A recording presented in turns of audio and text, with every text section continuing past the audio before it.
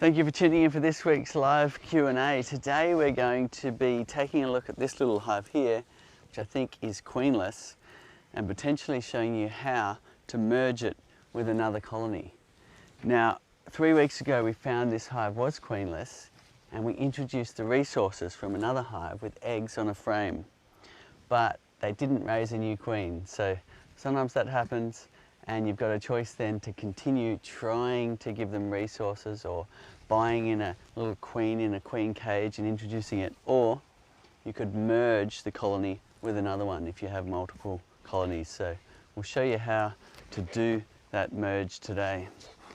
Now, I'm going to blow a little bit of smoke in, not too much, it's only a small colony now, and what we'll do is show you how to use the super lifter again, which is in my shoulder bag here. So with the lifter, it's a process of just grabbing these handles and away you go. But one thing to note is as soon as you've connected it and even set up the stand, it's already opening the hive for you. So good idea to put on your protective suit, make sure your zips are done up, and then you'll be ready to go. I'm not going to wear gloves, but if you're new to beekeeping, wear your gloves. Give yourself a gentle start in beekeeping. Okay, get that smoker going. Now here we are, simply lifting up the handles. If you haven't seen this before, that's step one. Step two, which is written here, is the lower load point screws, and then you've got the upper load point screws there, and make sure they are locked on. Now interestingly, this one is some earlier screws that we had that aren't quite to spec. I can still make them work. There we go. So the lifter's set up, it's opened that gap for you, which is really handy. No need to crack the hive apart with your hive tool anymore. And then you can roll the whole lot over like that. And now we're right into the brood box with a convenient stand here for your super while you do your beekeeping. I'm peeling off the queen excluder, having a little look underneath to see if there is indeed a queen. Sometimes you'll get a queen on the underside of the excluder. We'll lean that up against the box as usual, just in case we've missed her. And now we can go about pulling apart our hive, pulling some frames out and having a look to make sure, well, in this case, we're checking to see if there is a laying queen in here. And I'm guessing no. Okay, there we have a frame, and there's honey in it, a bit of nectar, a bit of pollen, but no sign of any brood. And if you get it in the right light, you're looking down the cells looking for eggs. See a little queen cup here, but there is no larvae inside it. So looks like they failed to raise a new queen. So what you'll need to do is go through and just check that you haven't got a queen already starting to lay. If we're going to merge it with another colony, we want to make sure it is queenless. Bit of a rainy day here today, so hopefully the bees will behave and we can show you this merge, so stay tuned. Next frame, we're right in the centre of the brood nest now. No sign of queens or eggs or anything. Wow, look at those drone-sized cells. So there's a few different ways to do a merge. You could just stick this whole box on top of another box with a sheet of newspaper in between, or you could just take the bees and leave the comb behind. Because this honeycomb is pretty old and dark, I might decide to leave the comb behind and just take the bees and the flow frames to the other hive. So it's always a case of just having a think about what you're trying to achieve. And in this case, we're trying to save the bees. We're not really wanting this old comb. So we will just take the bees and the flow frames. Look at the cell size difference here. This is super cool. Here you've got drone size cells. So they're about 6.4 millimeters. And then here you have the 5.3 millimeter worker cells. And I'm always fascinated the way they can merge, and it's really hard to tell where the change is. They just kind of merge it all together. It's really neat. But again, no sign of brood. We're in the middle of the brood nest here. No eggs. So what we have is a queenless hive. Okay, so let's go and have a look at the hive we want to merge it with.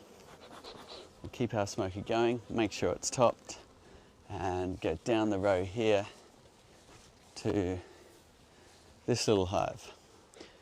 So it's a split that's doing well, but merging them will actually pick up the bee numbers and accelerate its growth, assuming you're not bringing a disease from the other hive. So it's another thing I was looking at over there, was to check there's no sign of disease down the cells.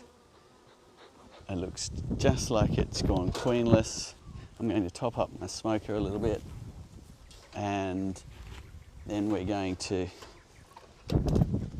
pop the lid off this one and just have a look at how it's going, and then we'll proceed with our merge. If you've got questions, put it in the comments and we'll read those out as we go. Taking the gabled roof and the inner cover off. Let's have a look here. Actually, I should have had a look on the underside of here for a queen. Can't see one, only a beetle. Oh, good. So here we have our recent split, which will have entirely different looking comb because it'll be the first or second use that the hives had of that comb. They might have only been through a couple of brood cycles with it, so it should be pretty fresh looking.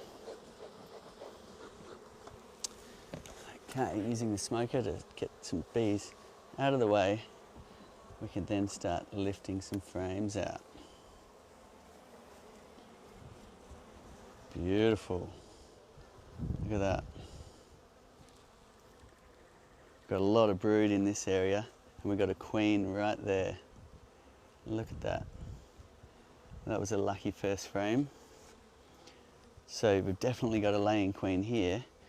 Beautiful brood, and that really nice light, fresh frame look.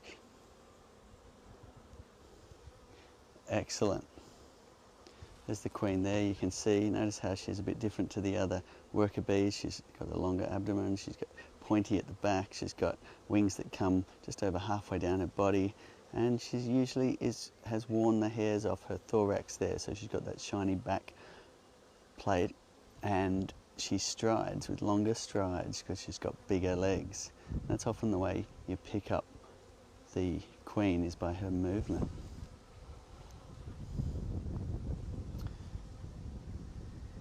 Very neat. Okay, so I've got to be a little bit careful not to orphan her from the hive, and I didn't bring a frame rest. So what I'm going to do is take out one of these frames that are just on the edge here, give myself a little bit more room. Look at that. It's a lovely example of naturally drawn cone just starting up. They're connecting to the comb guide and starting to do their parabola shapes. A little bit of honey in there, looking good. So what we're going to do is just give ourselves a bit more space. I don't want to push this frame down and potentially roll the queen.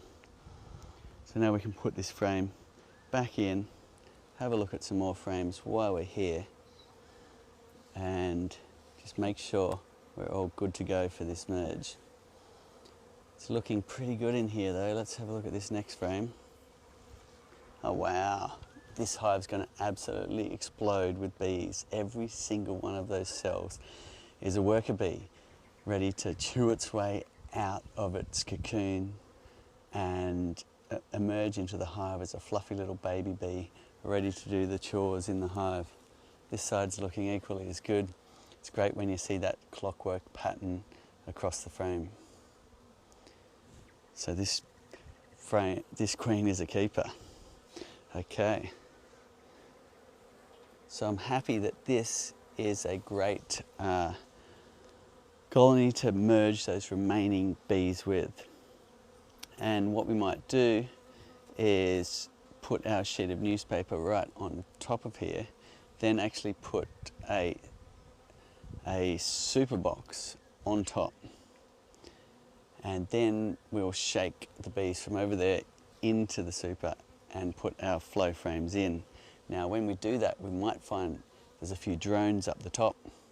So therefore we'll have to create a little entrance for those drones to escape, because they won't be able to go down through our queen excluder. Okay. Any questions coming in? Yeah, Cedar, Kevin's wondering, before you mentioned, checking for disease, how can you tell if it is diseased or with Varroa? Okay, so I wasn't concerned about Varroa because that hive didn't have any brood. Now the brood is a Varroa factory, if you like. The foundress mites will go into a cell and that's where they breed underneath the capping. So with no brood in the hive, then if there was Varroa in that hive, there really wouldn't be much to speak of, because there's no brood to really foster that and build that Varroa. So it's had a natural brood break by going queenless, and the Varroa levels should be very low, if present at all. Okay, smoke is going out. Have to remember to give that a little puff.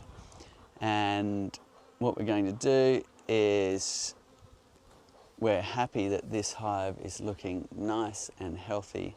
We're going to put that frame back in. We're going to put the excluder on, then a sheet of newspaper, then the super with the flow frames, and then shake the bees into it here. Any more questions? Yeah. I should answer a couple more on that last question, actually. But first of all, I will finish what we were doing here by adding a little smoke. And away we go. Okay. Now this one can go right back in. It's a beautiful thing to watch the bees just do their naturally drawn comb from the comb guide. And give us a thumbs up if you can see the pollen in there. It'll look like orange or red down the cells beneath the bees' feet. It's a beautiful thing. So that's their bee bread that they're making. That's their protein source, the primary food for the young larvae. So, will you want another queen excluder for the hive, for this hive? Yeah, so I can use the one off the other one. But thank you. All right, so next we better put our queen excluder right on top there, which is over here. And then we'll show you how to do the newspaper method. So here it is. Depending on what you're trying to achieve, you could not use the queen excluder and just be using a double brood as a merge. That's a classic way to merge, is a double brood, but in this case I don't want a second brood, so I'm going to go straight to flow frames. And that means we want our queen excluder in place.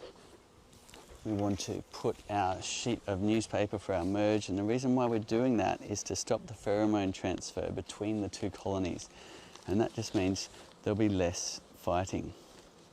So 2 sheets of newspaper is enough. You could just use one with a little hole in it. It's got a hole, you might like to use 2, but basically now we just want to make some holes here and there. The reason why we're making the holes is you do want airflow between the two colonies, but you don't want them to be able to fight.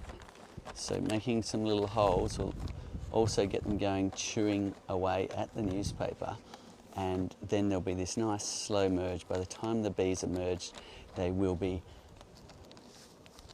hopefully harmonious and not fight. Sometimes you can merge them just directly and they don't fight, but other times they do. So the reason we're doing this newspaper technique is to limit that fighting behaviour between them. Next we're going to put the box, the super box, right on top. As said, you could do a double brood and keep the resources of the frames, but in this case I was quite happy to let them go. They'd been used a lot of times and I don't need a double brood.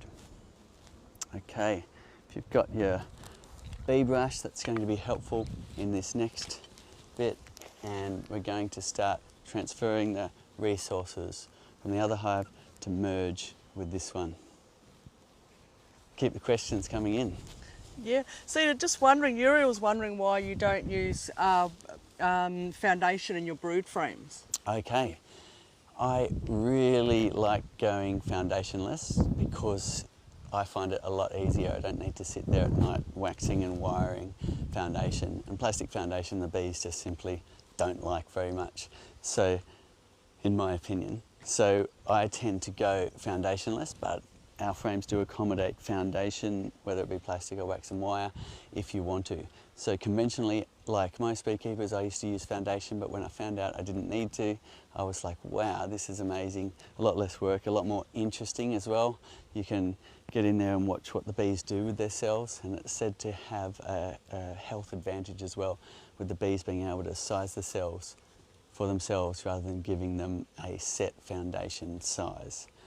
Also, as a flow hive beekeeper, we have the honey extraction built right into the hive, so we don't need the support of wax and wire or plastic foundation because we're not centrifuging these frames at high speed. Now, if you spin a foundationless frame at high speed, it'll likely fly apart in your centrifuge. So the flow hive allows you to do foundationless frames because you don't need that support anymore. So that's another advantage. And you're not importing any wax from other hives into your hive when you're starting as well. Okay. Now, we were having a little look at this before, and we were checking for pest and disease issues, but what we found is this hive is queenless. There's no sign of any brood or eggs in it. Now, to check for AFB, which is probably the worst one you can get, what you're looking for is signs of snail trails down the cells. So you'll see a shiny little snail trail down the cell if it's really late stage and it's just about to dead out with a remaining little colony. So if you see that, do not merge your bees with another hive, or you'll be transmitting that AFB, those AFB spores, to the new hive. But in this case, from what I can see, this hive simply just lost their queen. To save the bees, we'll move them to another hive. And to do that, we're simply going to shake them in. Here we go. And we're going to ditch these old frames. So we may need to put a frame in here temporarily to give them something to land on, but we're going to put the flow frames up here. And shake all the bees in. Short, sharp shake is what you need to get bees off something, like that, and then you're left with a frame. In this case, we are going to take that away, and we'll cut that comb out and repurpose those frames. Okay. We'll get another couple of frames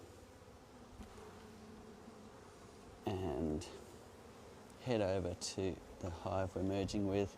Now typically a merge is done where you just simply put one box on top of the other. So we're doing an interesting merge here where we're deciding to not use a double brood and just go straight for merging with the flow frames. My decision is to keep the flow frames, not necessarily keep these old brood frames. Because if you have a look, they've been used many times. There's a lot of build up and we want to discard those. Always make sure they're away from the bees though. We don't want to leave them out, so we'll make sure we're taking them away because there is a little bit of honey in here. Any more questions as we do this hive merge? Yes, Ed, a couple were, how did you know this hive was queenless, and also then how do you know it's not going to start producing a second queen? Okay, so this was queenless a month ago and we gave it a crack at a new raising a new queen by giving it a frame with eggs on it. But we can't see any sign of a new queen, so it looks like they failed to raise a new one. So now our choice is to try again and put a frame with eggs in, or buy in a queen, or merge it, which is what we're doing today, and just saving these remaining bees and packing up this hive. And we'll save the flow frames too, because they'll go across to this other hive that's doing really well. Right. And so the question coming in, how long will you leave that newspaper in for? So the great thing is the bees will chew that up and throw it out the front of the entrance. So the bees themselves will get rid of the newspaper for us, and that'll give a nice slow merge, which will limit fighting between the two colonies. Shaking bees in.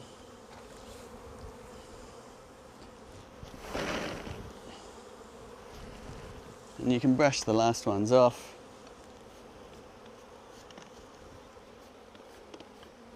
So there is a queen cup, but it's dry. There is no larvae in the bottom. My nephew Jai's taking a few photos while we're here. You might recognise him from travelling around Australia and the USA filming beekeepers, and he's back in the country now and taking some more fantastic footage to show you. I might put this down for you to photograph, and we'll keep going with our hive merge. Only 2 more frames to go.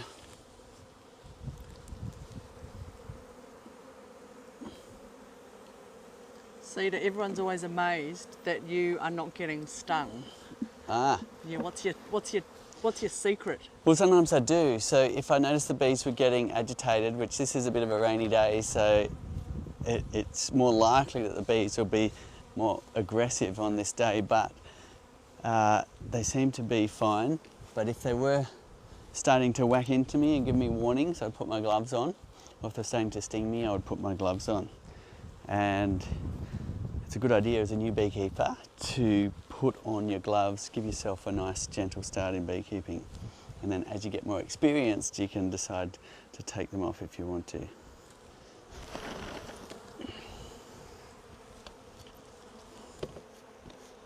Any more questions? Yes, Ed, you talked a little bit about, you noticed that the hive was queenless. So the question coming in is, what does make the hive go queenless? That's a good question. There's so many different factors. They could have decided to neck the queen because she wasn't performing, but perhaps they didn't get together to raise another one.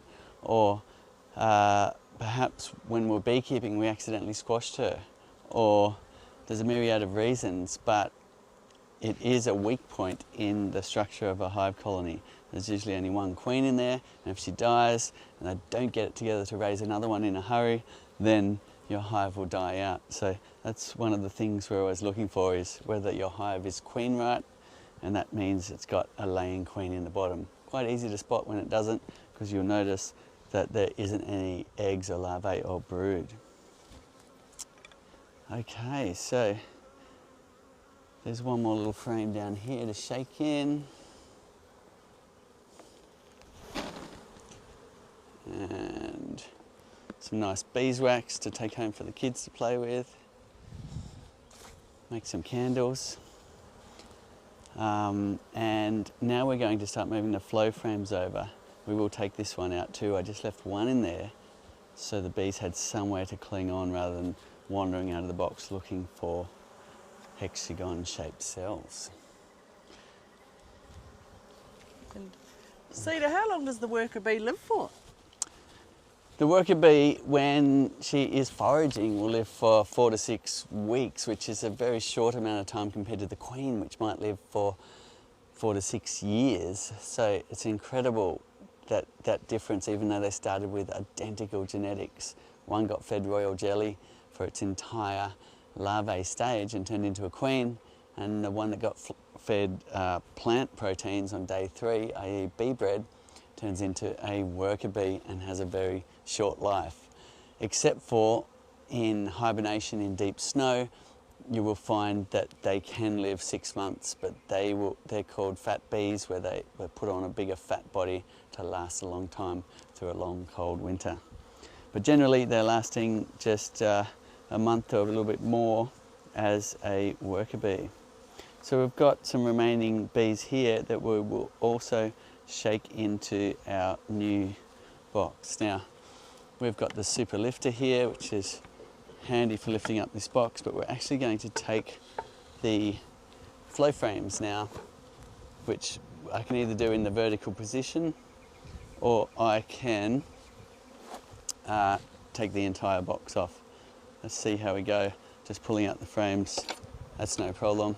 That's a fresh one that's been put in there.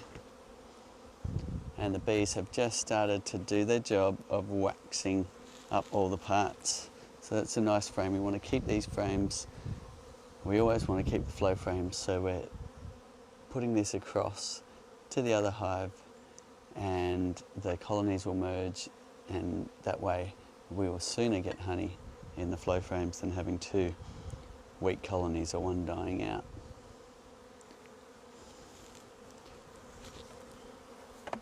Alright, let's take a couple while we're here. What do we got here in this next one? We've got a very waxed up example of a flow frame. So that's quite interesting to see. You've got a frame when it's next to new, they've just started waxing it, and another one where they've used it many times to store honey, and there's a lot of wax build up on the frames.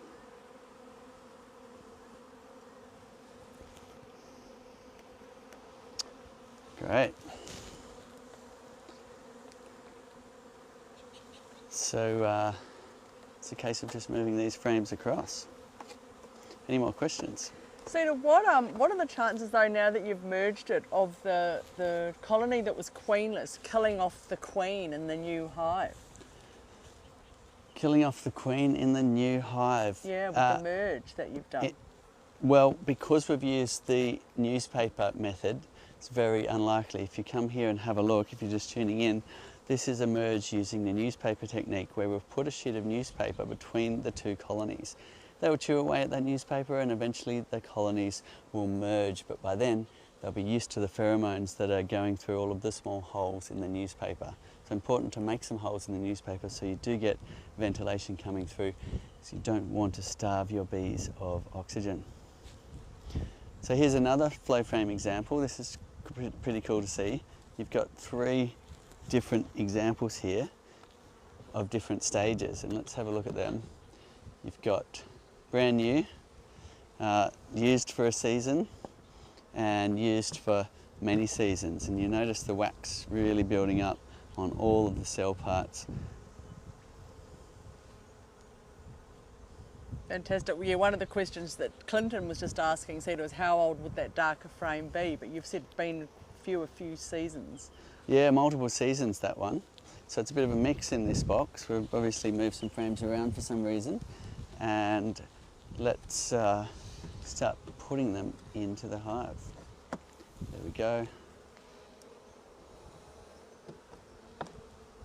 Very similar to other frames, except the last one, when you put it in, I'll show you a little technique to drop that last frame in. Now what I'm going to do is shake the bees off this frame that's here, because we only want flow frames in this top box. So when you're trying to get bees off a frame, it's a short, sharp shake, and then perhaps the use of your bee brush to get the last ones off.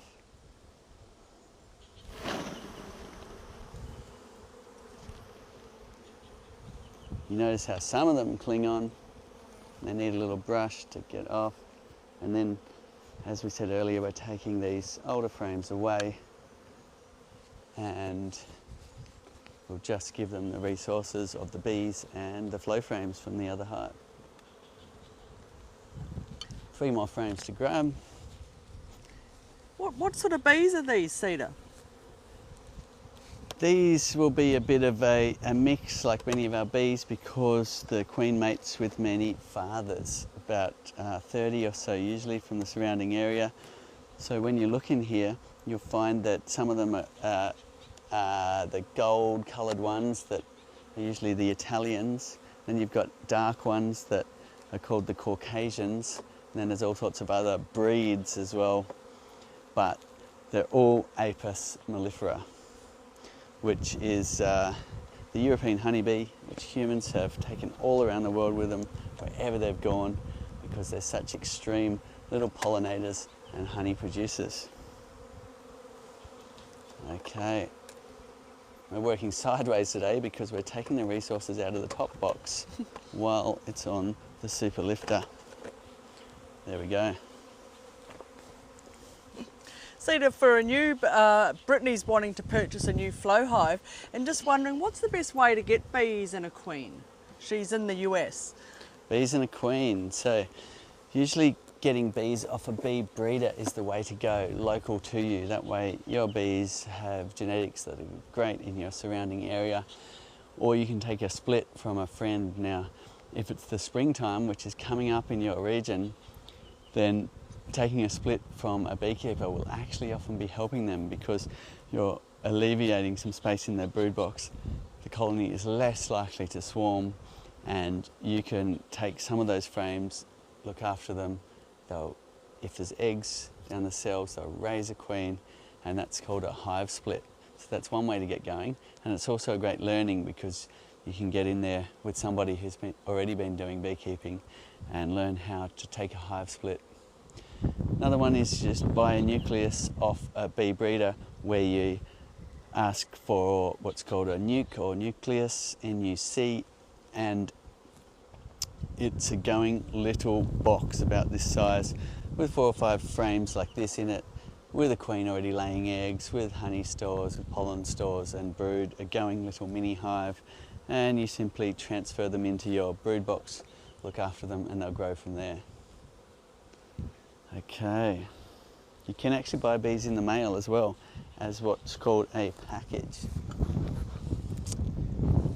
So it's a good idea, which I didn't do, to take this cover off so you don't squash bees in this area here. So that's a tip, and then you can watch what you're doing as well. Smoke's useful for clearing bees out of the way. We're popping in the flow frames now to reuse those in this new colony. The other hive went queenless and was dying out. We've transferred both bees and flow frames over to this little colony that's doing really well, and that will help speed up its progression, and we'll get honey stores sooner. So there we have the last frames going in. Bit of a mix here, frames that have been used for a long time, frames that have been used for a short time. And this area down here is an important spot to look when you drop your frames in. Everything's lining up and you're not squashing bees as you drop your flow frame down. Now, to get the last one in, there's a little trick to it, and I'll show you that. Smoking bees out of the way. Then you are, let's take this little key access cover off. You start at this end, at the harvesting end. Make sure there's enough space between them. and you roll it around, maintaining the gap as you go. Then once you're like that, you can slide down, and if you find that it's, there we go, and you should find it then lines up as a nice, neat window. You don't want big gaps in there, otherwise when you take off that rear cover, then bees will be getting out while you're trying to harvest. One more frame here. Shake those bees off. Another queen cup, nothing in it. So they, looks like they were on their way to raising a queen but didn't get it together. But at least we managed to save the bees and merge them with this colony. So next, we've got the old boxes over there. We could shake those in here as well.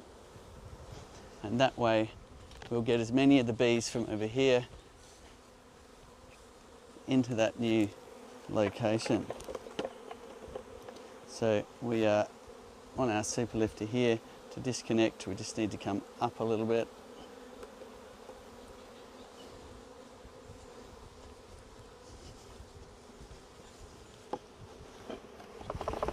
Shaking the bees in.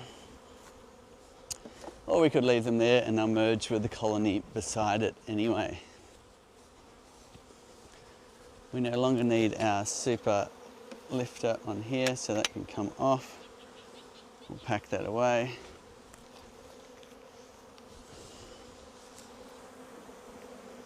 And see if we can shake the remainers right into the hive.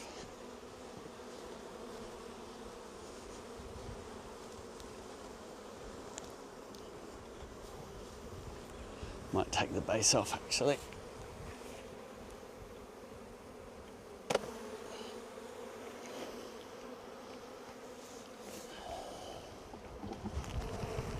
There's some more bees for this colony.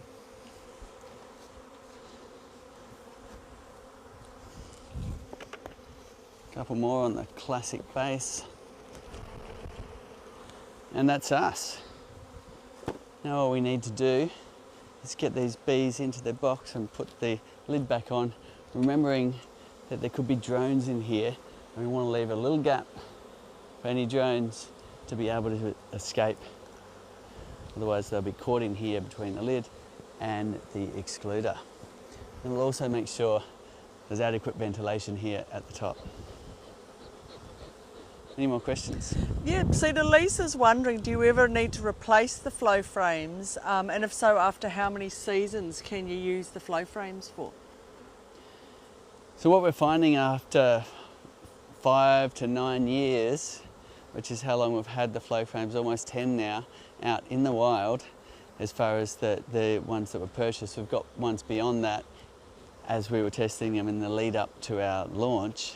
But after 5 to 9 years, people are finding that, like this, you end up with the window looking a bit coated in old brown wax and propolis, and you want to get it back to that nice, fresh view. So pull your frames out, get out your pressure washer, give them a good blasting down the cell lines, put them on a flat surface or lean them up against something so they're supported, blast down the cell lines. Pay special attention to the window side, let them dry and put them back on. Please don't throw your flow frames away. We want them to last a lifetime, and by cleaning them up you can give them a new lease of life and get a nicer view back here to watch the bees filling the cells with honey. If you connect your pressure washer to hot water, it'll go even better because you'll be able to soften and melt some of that wax off as well. Okay. Right. And Cedar, do you need to put wax, like I think we did it last week actually, into the flow frames to encourage the bees? I never do, but some people like to put a bit of wax on the flow frames. Easiest way to do that is to scrape some off with your hive tool. If your brood box is ready for a super, then they've usually started building up some burr comb on top of the frames. Scrape some of that off, press it into the flow frame surface, put that on the window sides, and you can enjoy watching them recycle, repurpose that wax and coat that area and join all the little parts together, and that will get them working on the flow frames quicker. But you still won't get honey stores until you've got excess honey in your hive that needs storing. So that means a strong colony and flowers producing nectar around for the bees to go and get. Some people do heat up wax. Now, if you do want to heat up wax and coat your flow frames, don't pour it on or you'll jam the mechanism. Use a brush just to coat the surface of the flow frames only. Okay. Now, we've got our 2 colonies here, quite confused, because you can see by the way they're fanning their Nasonoff glands. So you'll notice that they're fanning away with their tails pointed down to expose what's called the Nasonoff gland, which is a scent gland to say, here's home, here's home. And that's the way they can guide and bring their mob back together.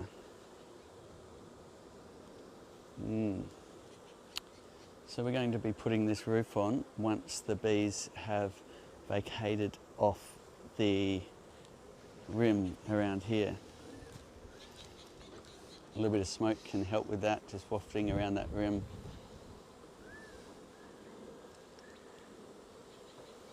Any more questions? Yep, Sid, I had a few people calling about this as well this week, and this is James tuning in from the UK. Just wondering, how do flow hives go in the colder climates, especially like in the UK, and will they work? They do very well in the colder climates. We tested in the lead up to our crowdfunding going back 2013 in cold climates, way up in north in Canada. And we've got lots of beekeepers in Europe as well. If you want some inspiration, have a look at Jamie Oliver's hives or Beckham's hives. And there's plenty of flow hive beekeepers in the UK successfully keeping flow hives. You're harvesting in the warmer months of the year, so the honey will flow just like you see it here. If you do harvest in the cooler months, it will still flow, but just slower. And yes, from the beginning there was a lot of concern about will it work in colder climates, but it really has been proven to work very nicely in the colder regions.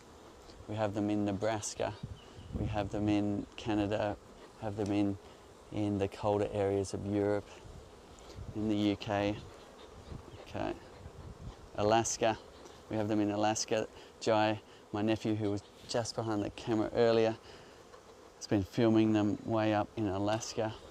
It's just wonderful to see. So let us know where you're tuning in from and whether you've got a hive in a colder region. Okay, sometimes it's useful to put your inner cover on a little bit of an angle so that as you spin it, it'll sweep those bees out of the way.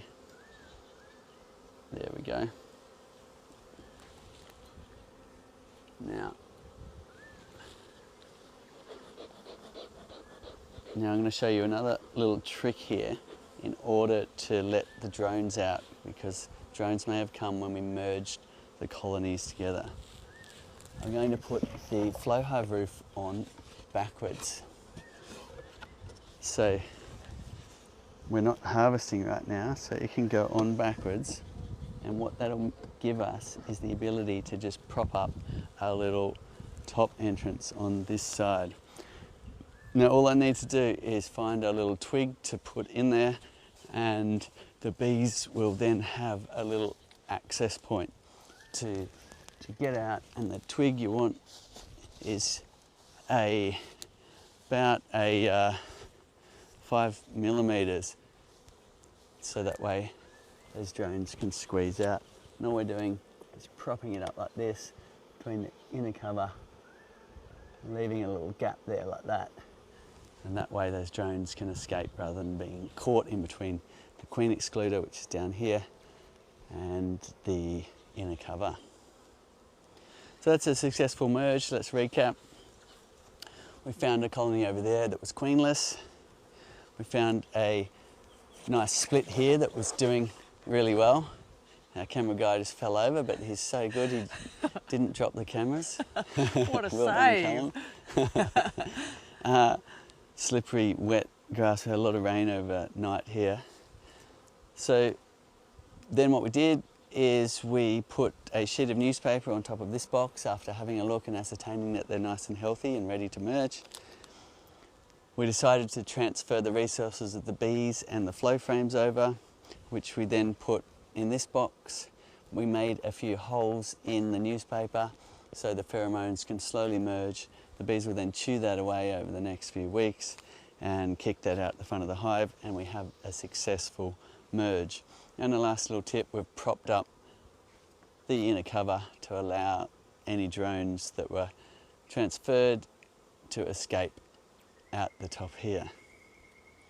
Any more questions? Yeah, this is about the drones. Just wondering, Bert's wondering, what's the average lifespan of drones? Bert's noticed that twice now he's had a heap of workers' bees die at once at the hive, roughly 2 months apart. Okay, so the first one was about drones. The drones, yeah. How Now, long? What's drones the average live for about lifespan? 6 months. So the queen, perhaps 6 years, the worker bees up to 6 weeks, and the drones 6 months. So that's an easy way to remember it. In reality, the worker bees might only live 4 weeks, but sometimes they could live a bit longer. They do work very hard, their wings get a bit tattered, and one of their last jobs is collecting water to cool the hive. So you'll often see bees on their last legs perishing away with tattered wings by the waterside, and you'll see people trying to save those bees that are drinking in their pond, but really they are on their way out at that point. Oh, fantastic. So just wondering, can you still, Renato's wondering, can I still produce honey without a queen? I can't seem to find mine, but they are still bringing in nectar. Okay, so you don't need to find the queen, but you need to make sure there is presence of a queen. So have a look down the cells for eggs and brood. So if you're seeing brood and larvae, then you do have a queen. And keep an eye on that. If your hive's queenless, you'll need to do something about it. If it's got brood in there and it's bringing in honey, then, as you say, that's great, because your hive will then hopefully expand in numbers and store more honey than they need, and you can share some too. Right. And so when you were shaking the bees before, does that aggravate the bees? Yes, it does. They don't like being shaken or brushed, actually, and you'll find that all movements in beekeeping are calm until you're trying to get the bees off something, and then it's a short, sharp shake. And that works very well, but a friendly colony like this still won't tend to get aggressive. If you have an aggressive colony, then that's the time when they might be trying to really sting you. So get yourself prepared, make sure you've got a good bee suit and wear your gloves. Great. Now Micah is in Utah in the USA and really needs some advice on fighting off wax moths. The last few years they've had them, they've survived it, they've cleaned it out, they've been able to deal with it. But unfortunately this year the hive's been taken over. So just wondering any tips on wax moths. Yes, so wax moths generally aren't a problem in the hive. Correct me if I'm wrong in your region, but in most places, wax moth can't actually take hold in the hive unless there's another problem and your colony is getting very weak. The place in a flow hive where you might find some wax moth is if you've let the wax build up in the tray that falls through the screen bottom board, then you might find a few wax moth building up there. But you shouldn't find them inside the hive unless your hive is almost dying out anyway. And so what would be good to look for is another issue, like your hive might be queenless, or there could be a pest or a disease issue that's causing them to be weak enough that they're almost dying out, and then the wax moth will take over.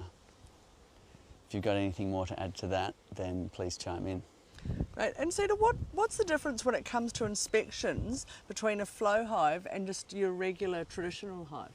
Okay, the brood box is the same.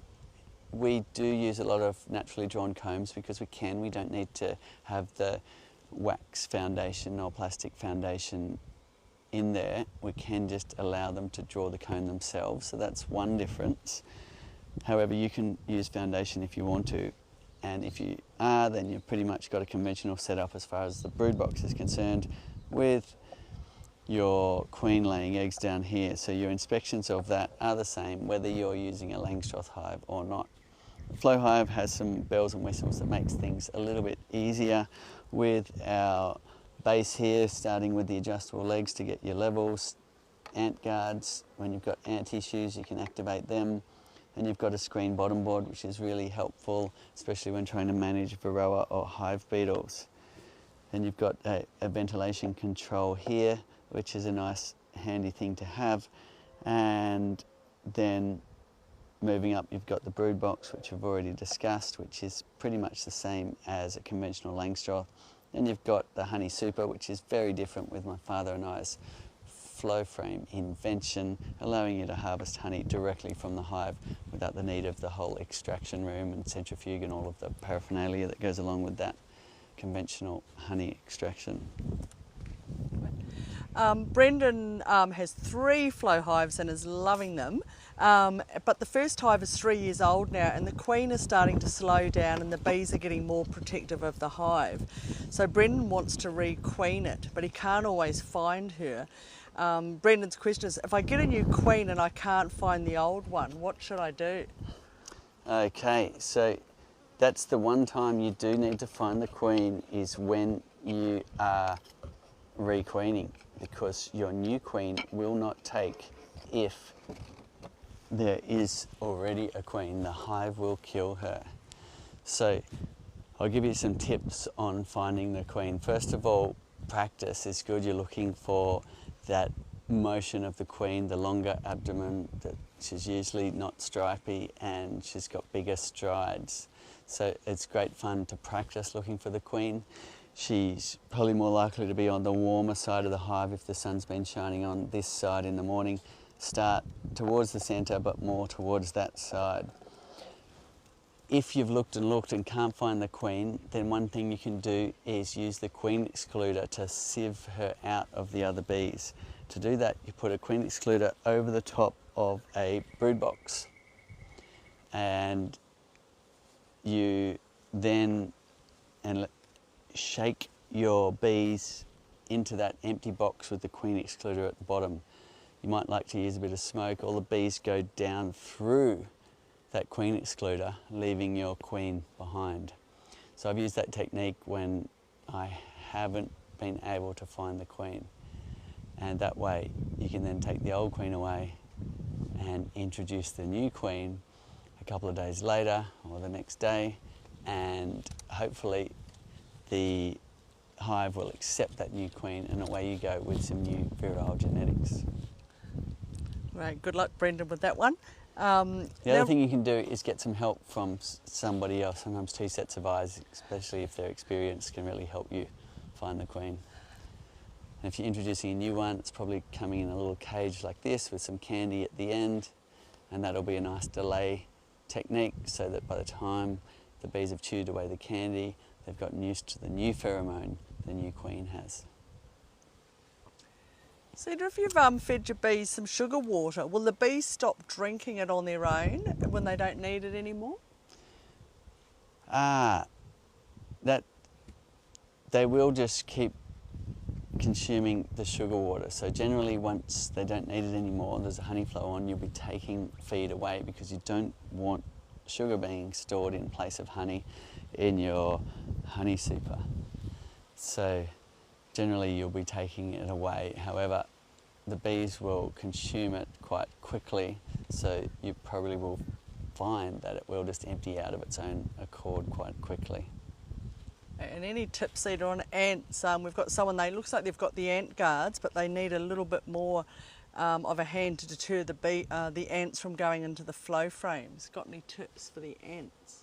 Okay, so with the flow frames, they don't generally go in unless you've left the caps off at the top here. So make sure the caps are on, that's the number 1 tip. They will go behind the window covers, which can be annoying, and they will go behind the key access cover and under the roof. So the major tip is all of those places you'll have to brush them away from using a bee brush or something similar to make sure that they're not just nesting up there anyway, even though your ant guards are activated.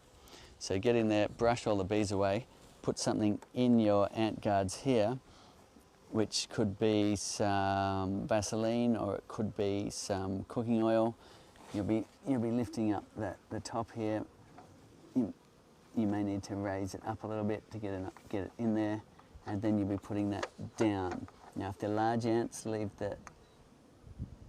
the cap up a little bit. If they're small ones, then you can just screw it all the way down, and there's a gap here that they can't get across. And the last really important tip is make sure that there's no foliage touching the hive. If you've got any foliage touching the hive, they'll use that as a bridge to bypass your ant guards. Another little tip is some people will throw a bit of cinnamon behind the window covers, which does tend to deter them from setting up shop again.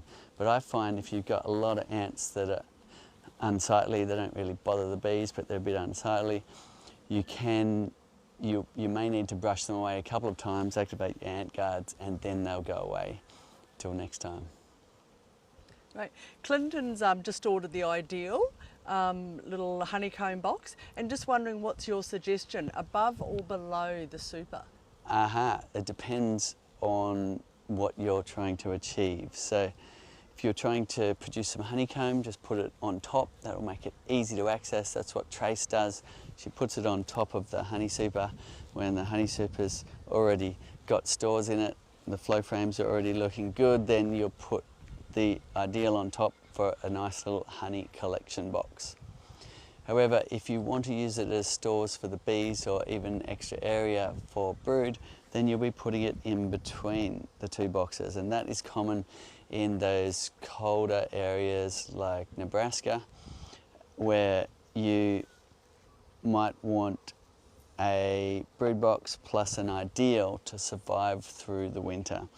And that ideal will have a lot of honey stores in it, and by adding that extra space you'll end up with a bit of honey on the sides as well, perhaps brewed centrally in the ideal, depending on what your colony does, and that'll give stores for that colony to survive through the winter.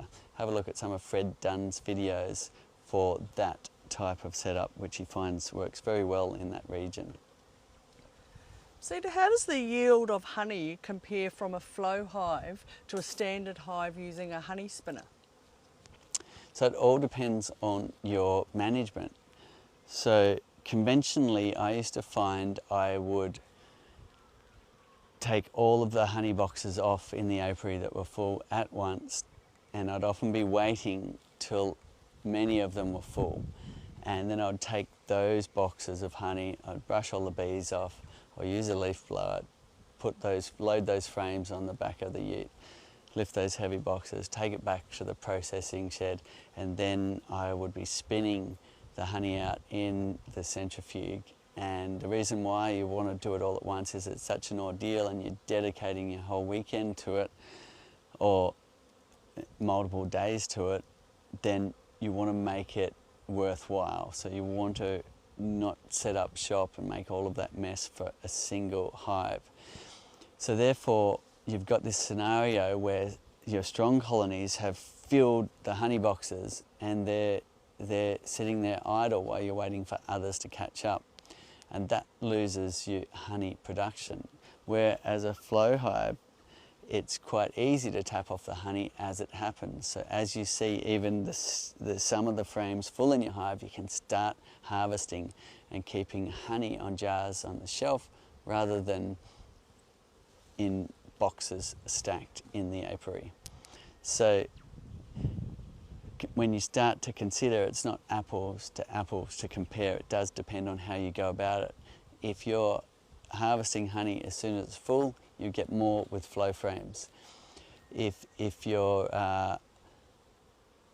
not harvesting the honey, you'll get less, because conventionally beekeepers would keep stacking boxes in the apiary in order to harvest honey in a batch. So therefore you might have left your flow frames full and not harvested, and then you'll get less. Now there's other factors, like we're giving them a partially formed honeycomb matrix, which means they have to make less beeswax.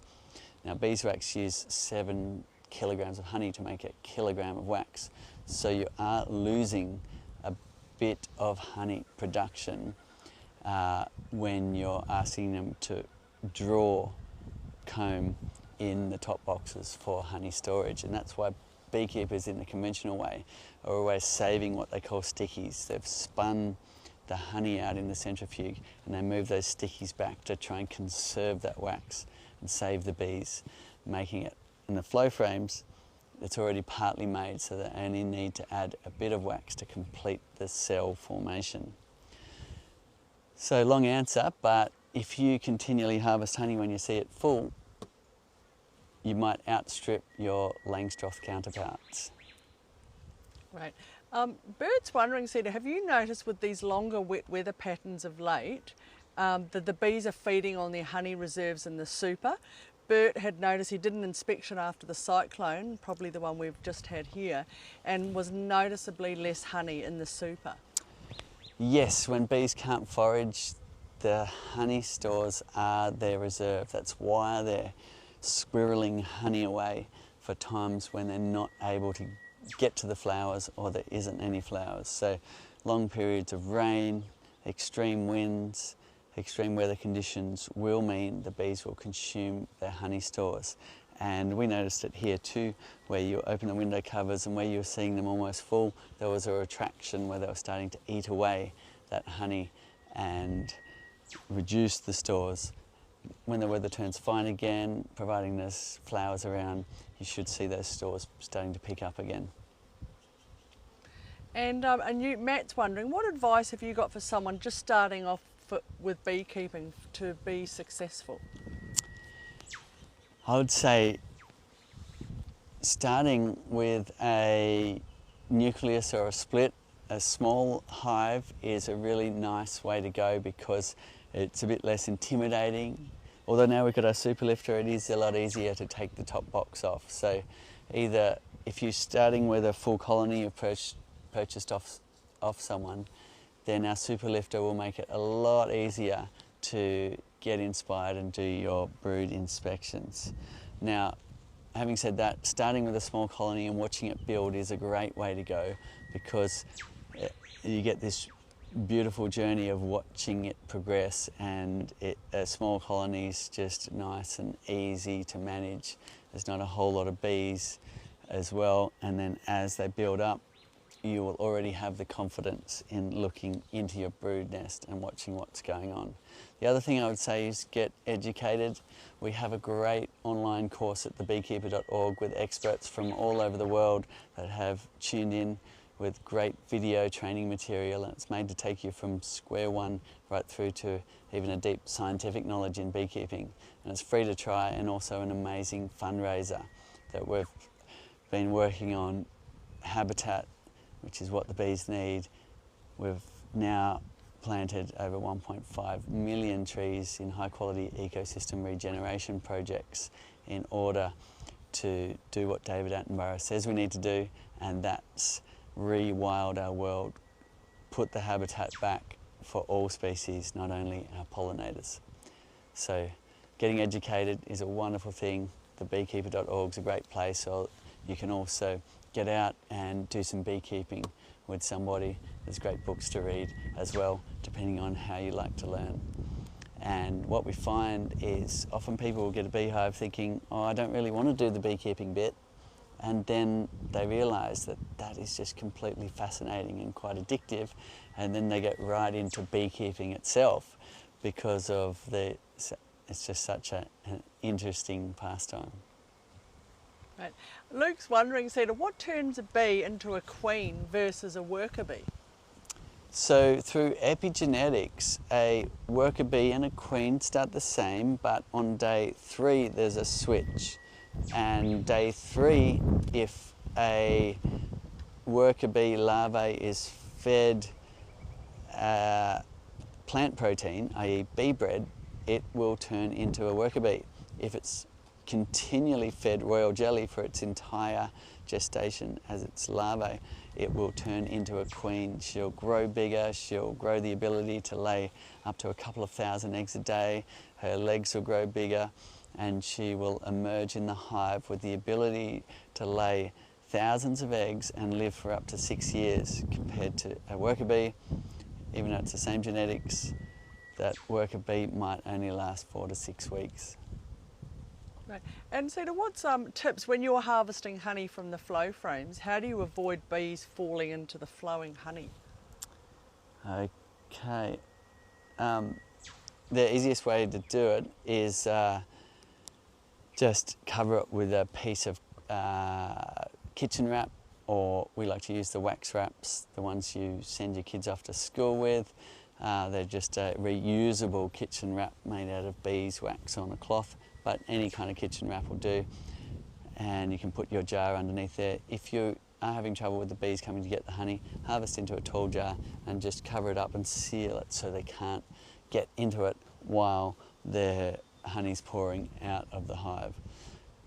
Now, we find if they're on a honey flow, there's not really an issue. The bees don't come around the back to inspect and see if there's honey they can get instead of flower nectar. But if the bees are hungry, that's when they'll come around and go looking for that scent of honey behind the hive. Now I'm just noticing I've been standing here talking too long, and what we have is bees starting to find these frames. We don't want that. There's resources still left on these frames. We want to take these away and not leave honey out. Otherwise, what we're doing is exactly what we're talking about. We're creating a scenario where bees are getting interested in looking for honey instead of flowers. So really important to take that away. So we will go ahead and do that. And in this case, these old dark wax, we'll just cut that out and burn it. Okay. Thank you very much for watching and watching us do the hive split. Watching us do the hive merge, which was the newspaper method. If you missed that, have a look back at the start of the video and you'll see how we used the newspaper to merge one colony with another. Thanks for watching. Same time next week. Let us know what you'd like us to cover and we'll have another show and tell for you.